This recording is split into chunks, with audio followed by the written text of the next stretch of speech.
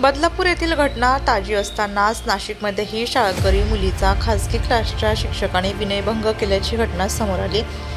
नाशिकच्या सिडको उपेंद्रनगर भागात असलेल्या ज्ञानेश्वरी क्लासेसमध्ये हा प्रकार घडल्याचे समोर आले असून या प्रकरणी अंबड पोलिसांनी गुन्हा दाखल करून क्लासमधील शिक्षकाला अटक केली आहे।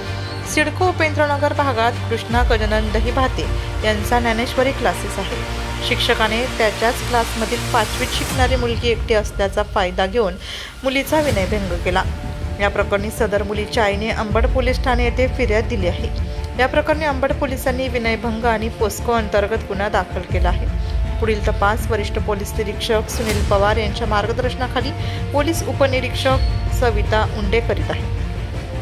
ज्ञानेश्वरी क्लास बंद करण्यात यावा, अन्यथा राष्ट्रवादी विद्यार्थी काँग्रेस प्रदेश व नाशिक जिल्हा राष्ट्रवादी काँग्रेस यांच्या वतीने तीव्र स्वरूपाचं आंदोलन करण्यात येईल, असे निवेदन अंबड पोलीस स्टेशनचे वरिष्ठ पोलीस निरीक्षक पवार यांना देण्यात आले। यावेळी नाशिक जिल्हा राष्ट्रवादी पक्षाचे वरिष्ठ नेते नानासाहेब महाले, माजी आमदार नितीन भोसले, ओबीसी सेलचे अध्यक्ष छबुजी नागरे, विद्यार्थी प्रदेश सचिव गौरव शिंदे, विभाग प्रमुख विजय मटाले, युवक उपाध्यक्ष तन्मय शिंदे, शरद काळे, तेजस भागवत आदी उपस्थित होते।